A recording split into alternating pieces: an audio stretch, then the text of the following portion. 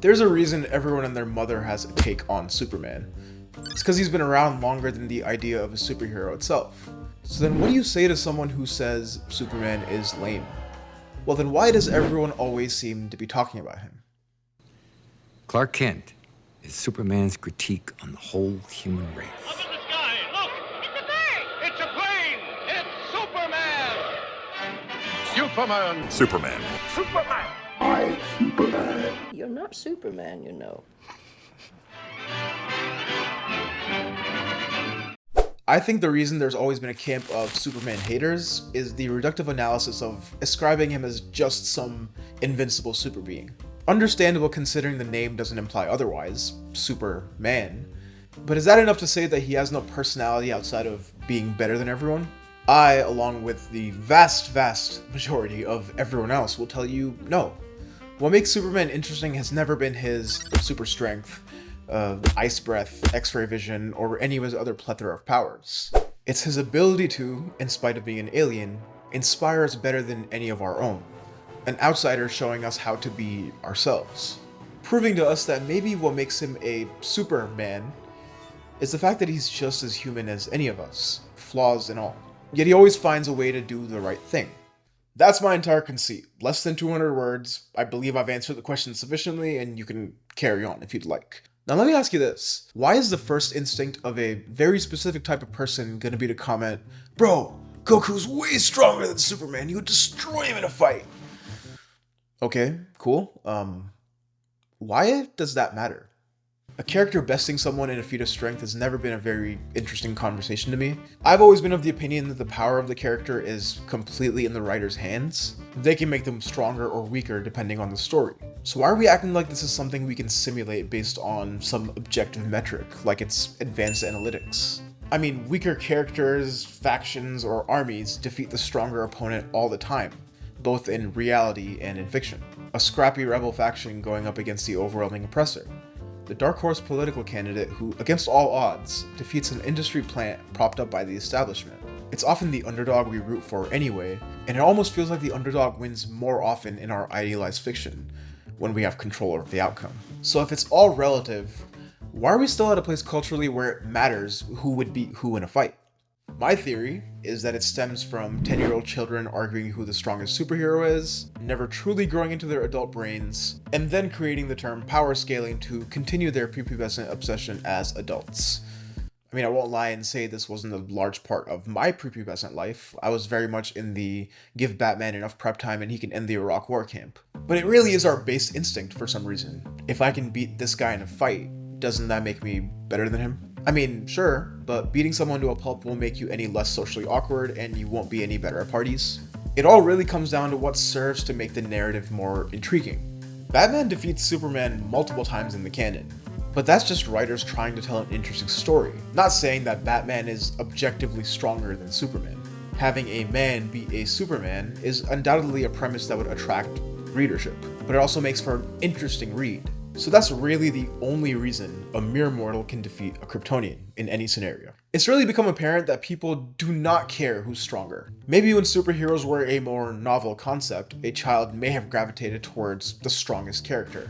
But at this point in the 21st century, we've had character reinventions, character reinterpretations, character subversions. We've run through the gamut on what a superhero story can be. Who are we left with as the most popular characters? It's arguably Batman, Spider-Man, and Superman. One of these characters is purely human, the other is an enhanced one, and of course we have an extremely powerful alien. Sure, Superman's place on this list may be a legacy position due to being the original superhero, and his popularity has been waning for a while now. But I think the staying power of Superman and his place on this list isn't a coincidence. At his core, he has a relatability or at least aspirational quality that's also present in Batman and Spider-Man. And that's the attribute of the character that people are still drawn to this day, his humanity, not his bench press numbers. The strongest proof of this is the new Superman film.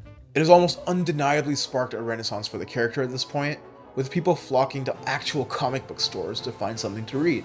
And what has been the overwhelming sentiment? That Superman is finally cool again. He's once again inspiring hope, as he always should have been. There's literally an entire subgenre of hopecore with Superman in it if you have a couple hundred hours to burn. What hasn't been as much of a trending topic? look how strong this Superman is. That him throwing that thing through the building was so cool. I mean, the director James Gunn came out and said this version of Superman is beatable, and many people in random pockets of the internet took that as a slight. How can Superman be beatable? He should be stronger than anyone that comes in his way. Let's ignore the fact that if Superman was actually never beatable, then what is really the conflict ever? But let's follow this line of reasoning to its logical conclusion. Let's assume that the best Superman is the strongest Superman. Well, then you'd have to remove any mention of a character that can go toe-to-toe with Superman, any mention of kryptonite, any sign that Superman could have a weakness like a human. We would only ever write stories where he's successively stronger and stronger until he doesn't even resemble a man anymore. This new film brought a level of vulnerability that doesn't undermine his strength. Really, it just highlights that his other qualities paired with his strength are what make him super. Him being an ultra-powerful creature that always strives to do the right thing is what inspires hope in the hearts of the hopeful and resentment in the hearts of the reviled. Does this mean we want a weaker Superman? No, I don't think empathy results from a character being weaker.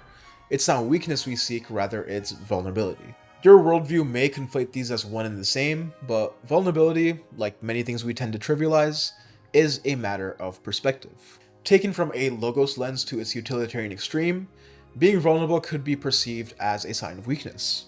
But the alternative proposition from a pathos perspective says that it's what makes someone strong. To be vulnerable is to be human, which is what guides Superman. It's his moral compass. I mean, I'm realizing now after sitting down to record this that this is literally what Superman's monologue at the end of the film is directly stating.